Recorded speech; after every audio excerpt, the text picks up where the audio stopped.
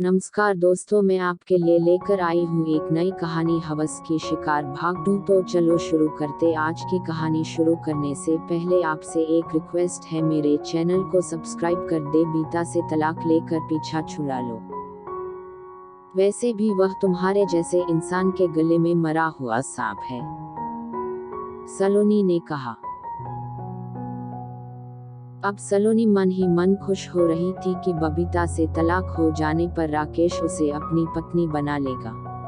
वह कोठी, कार और जायदाद की मालकिन बनकर खूब ऐश करेगी। एक रेस्टोरेंट से खाना खाकर जब राकेश व सलोनी कार से चले तो रात के 1 बज रहे थे। राकेश ने बबीता व सलोनी की मां को मोबाइल फोन पर सूचना दे दी थी कि वे 2 घंटे में पहुंच रहे हैं।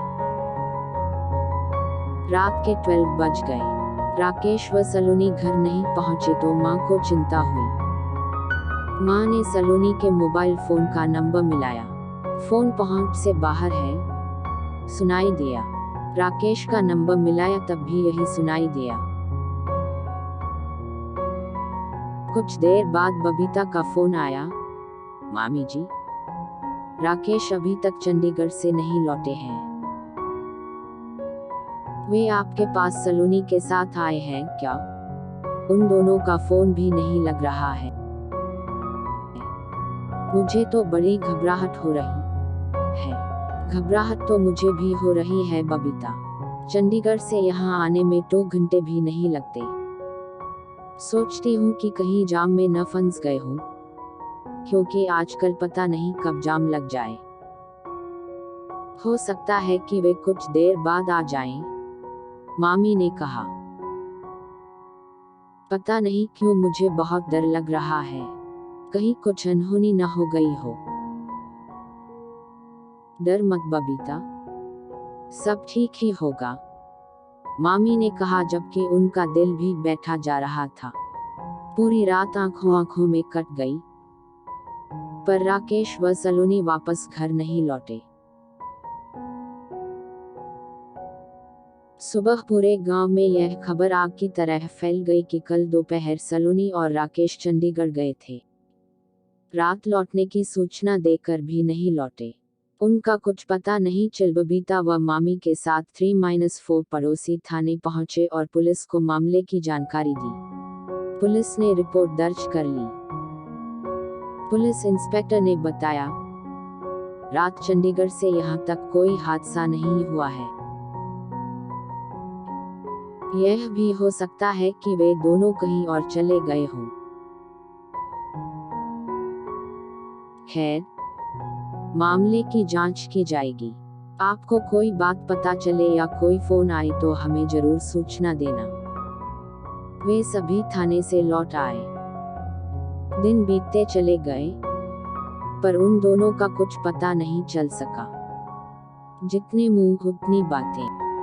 वे दोनों तो एक दूसरे के बिना रह नहीं सकते थे। वे तो चंडीगढ़ मजे करने के लिए जाते थे। राकेश का बस चलता तो सलोनी को दूसरी पत्नी बनाकर घर में ही रख लेता। सलोनी तो उसकी रखेल बनने को भी तैयार थी। सलोनी की मां ने तो आंखें मूंद ली थी, क्योंकि घर में माल जो आ रहा था। नहीं तो वे अब तक सलोनी की शादी न करा देती। 2 महीने बीत जाने के बाद भी जब राकेश व सलोनी का कुछ पता नहीं चला तो सभी ने यह समझ लिया कि वे दोनों किसी दूसरे शहर में जाकर पति पत्नी की तरह रह रहे होंगे। अब वे यहाँ कभी नहीं आएंगे। 1 साल बाद उस इलाके की 2 लेन की सड़क को चौड़ा करके 4 लेन के बनाए जाने का प्रदेश सरकार की ओर से आदेश आया तो बहुत तेजी से काम शुरू हो गया। 2 साल बाद एक दिन सड़क किनारे मशीन द्वारा जमीन की खुदाई करने का काम चल रहा था तो अचानक मशीन में कुछ फंस गया। देखा तो वह एक सफेद रंग की कार थी जिसका सिर्फ ढांचा ही रह गया था। उस कार में 2 नरकंकाल भी थे। कार की नंबर प्लेट बिल्कुल साफ साफ पड़ी जा रही थी। देखने वालों की भीड़ लग गई। पुलिस को पता चला तो पुलिस इंस्पेक्टर व कुछ पुलिस वाले भी वहां पहुंच गए। कार की प्लेट का नंबर पड़ा तो पता चला कि वह कार राकेश की थी। वे टू नरकनकाल राकेश व सलोनी के थे। बबीता, सलोनी की माँ व भाई भी वहां पहुंच गए। वे तीनों रो रहे थे। पुलिस इंस्पेक्टर के मुताबिक उस रात राकेश व सलोनी कार से लौट रहे होंगे। पहले उस जगह सड़क के किनारे बहुत दूर तक दलदल थी। हो सकता है कि कार चलाते समय नींद में या किसी को बचाते हुए या किसी दूसरी वजह से उनकी कार इस दलदल में जा गिरी। सुबह तक कार दलदल में पूरी तरह समा गई। किसी को पता भी नहीं चला। धीरे धीरे यह दलदल सूख गया। उन दोनों की कार में ही मौत हो गई। अगर सड़क न बनती तो किसी को कभी पता भी न चलता कि वे दोनों अब इस दुनिया में नहीं हैं। दोनों के परिवारों को हमेशा यह उम्मीद रहती कि शायद कभी वे लौट कर आ जाएं। पर अब सभी को असलियत का पता चल गया है कि वे दोनों लौटकर घर क्यों नहीं आए।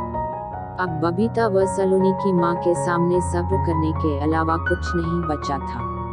मेरी कहानी अच्छी लगी हो तो वीडियो को लाइक कर दे और बेल आइकन को फ्रेश कर दे और मेरे चैनल को सब्सक्राइब कर दे। तब तक के लिए गुड बाय। मिलती हूँ अगली कहानी के साथ।